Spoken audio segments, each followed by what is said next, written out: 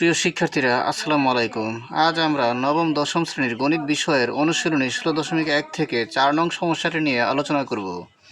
এখানে বলা আছে একটি ত্রিভুজের দুটি বাহুর দৈর্ঘ্য 25 সেন্টিমিটার 27 সেন্টিমিটার এবং পরিসীমা 84 সেন্টিমিটার। ত্রিভুজটির ক্ষেত্রফল নির্ণয় করো। এখানে আমাদেরকে একটি ত্রিভুজের দুটি বাহুর দৈর্ঘ্য দিয়ে দিয়েছে এবং তার পরিসীমা দিয়ে দিয়েছে। আমাদেরকে বলা হয়েছে ত্রিভুজটির ক্ষেত্রফল নির্ণয় করতে। আর এখানে যেহেতু দুটি বাহুর দৈর্ঘ্য দেওয়া আছে এবং তার পরিসীমা দেওয়া আছে, আমরা জানি একটি ত্রিভুজের পরিসীমা হচ্ছে ত্রিভুজটির তিনটি বাহুর দৈর্ঘ্যের যোগফল। আর এখানে যেহেতু দুটি বাহুর দৈর্ঘ্য দেওয়া আছে, তাহলে আমরা এই দুটি বাহুর দৈর্ঘ্য যোগ করে মোট পরিসীমা থেকে যোগফলটি বিয়োগ করলে আমরা তৃতীয় বাহুটির দৈর্ঘ্য পেয়ে যাব। আর আমরা জানি একটি ত্রিভুজের তিনটি বাহুর দৈর্ঘ্য যদি জানা থাকে, তাহলে ত্রিভুজটির ক্ষেত্রফল নির্ণয় করার সূত্র হবে √s into s minus a into s minus b into s minus c। অর্থাৎ এখানে s হচ্ছে ত্রিভুজটির অর্ধপরিসীমা আর a, b এবং c হচ্ছে ত্রিভুজটির তিনটি বাহুর দৈর্ঘ্য। এখানে প্রদত্ত ত্রিভুজটির দুটি বাহুর দৈর্ঘ্য দেওয়া আছে এবং তার পরিসীমা যেহেতু দেওয়া আছে, তাহলে আমরা এখান থেকে ত্রিভুজটির তৃতীয় বাহুর দৈর্ঘ্য নির্ণয় করার জন্য আমরা এই দুটি বাহুর দৈর্ঘ্যের যোগফলকে পরিসীমা থেকে বিয়োগ করে দেব। তাহলে আমরা এখানে ধরে নিতে পারি ত্রিভুজটির দুটি বাহুর দৈর্ঘ্য যথাক্রমে a সমান 25 সেন্টিমিটার ও b সমান 27 সেন্টিমিটার এবং পরিসীমা 84 সেন্টিমিটার। আর আমরা জানি একটি ত্রিভুজের পরিসীমাকে 2s দ্বারা প্রকাশ করা হয়।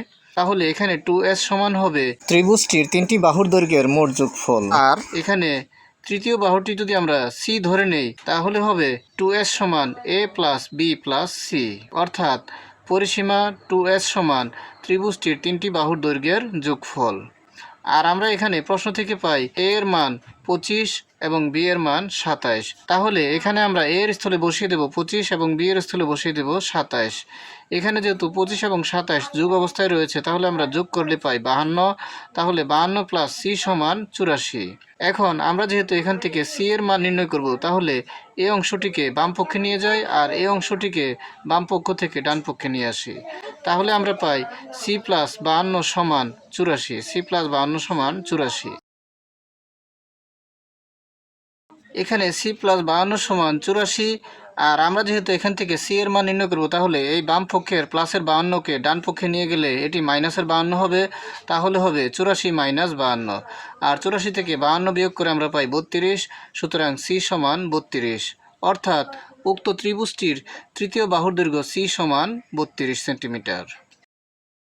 আর আমরা প্রশ্ন থেকে পেয়েছি ত্রিভুজটির একটি বাহুর দৈর্ঘ্য 25 সেন্টিমিটার, আরেকটি বাহুর দৈর্ঘ্য 27 সেন্টিমিটার, যাদেরকে আমরা a দ্বারা এবং b দ্বারা প্রকাশ করেছি।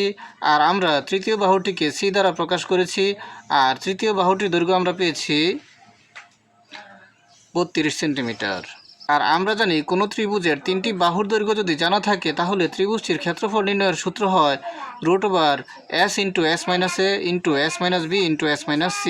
এখানে a, b এবং c হচ্ছে ত্রিভুজটির তিনটি বাহুর দৈর্ঘ্য এবং s হচ্ছে ত্রিভুজটির অর্ধপরিসীমা। যেহেতু এখানে দেওয়া আছে ত্রিভুজটির পরিসীমা 84 সেন্টিমিটার, সুতরাং 2s সমান 84। যেহেতু 2s হচ্ছে ত্রিভুজের পরিসীমা, তাহলে 2s সমান হবে 84 আর s সমান হবে 84 ভাগ 2। আর 84কে যদি আমরা 2 দ্বারা ভাগ করি, তাহলে আমরা পাই 42। সুতরাং আমরা s সমান পেয়ে গেলাম 42 সেন্টিমিটার। আর আমরা প্রশ্ন থেকে পেয়েছি একটি বাহুর দৈর্ঘ্য a এর মান 25 সেন্টিমিটার, আরেকটি বাহুর দৈর্ঘ্য b এর মান 27 সেন্টিমিটার। আর আমরা তৃতীয় বাহুটির দৈর্ঘ্য c এর মান নির্ণয় করেছি 32 সেন্টিমিটার। তাহলে আমরা এখানে s এর স্থলে বসিয়ে দেব 42 এবং a এর স্থলে বসিয়ে দেব 25 এবং b এর স্থলে বসিয়ে দেব 27 এবং c এর স্থলে বসিয়ে দেব 32। তাহলে আমরা পাই √42 into 42 minus 25 into 42 minus 27 into 42 minus 32। অর্থাৎ আমরা এখানে s এর মান এবং a এর মান, b এর মান আর c এর মান বসিয়ে দিলাম। এখন এখানে ব্র্যাকেটের ভিতরে 42 থেকে 25 বিয়োগ অবস্থায় রয়েছে। 42 থেকে যদি আমরা 25 বিয়োগ করি, তাহলে আমরা পাই 17। তাহলে হবে 42 ইন্টু 17। তার পরবর্তী ব্র্যাকেটে 42 থেকে 27 বিয়োগ অবস্থায় রয়েছে। 42 থেকে 27 বিয়োগ করলে আমরা পাই 15। তাহলে হবে ইন্টু 15। তার পরবর্তী ব্র্যাকেটে 42 থেকে 32 বিয়োগ অবস্থায় রয়েছে। আর 42 থেকে 32 বিয়োগ করলে হয় 10। তাহলে আমরা এখানে পাই ইন্টু 10। তাহলে আমরা এখানে পেয়ে গেলাম √42 × 17 × 15 × 10। আর এগুলার গুণফল সমান আমরা পাই 107100। আর এই সংখ্যাটিকে যদি আমরা বর্গমূল করি তাহলে আমরা পাই 327.26 বর্গ সেন্টিমিটার প্রায়। সুতরাং ত্রিভুজটির ক্ষেত্রফল সমান 327.26 বর্গ সেন্টিমিটার প্রায় অ্যান্সার। আমাদেরকে প্রশ্নে ত্রিভুজটির ক্ষেত্রফল নির্ণয় করতে বলেছে আর আমরা ত্রিভুজটির ক্ষেত্রফল নির্ণয় করলাম। আজকের মতো এই পর্যন্তই। ভিডিওটি ভালো লাগলে লাইক, কমেন্ট ও শেয়ার করে দিবেন এবং চ্যানেলটি সাবস্ক্রাইব করে পাশে থাকার অনুরোধ জানিয়ে সকলের সুস্বাস্থ্য কামনা করে এখানেই শেষ করছি। আসসালামু আলাইকুম।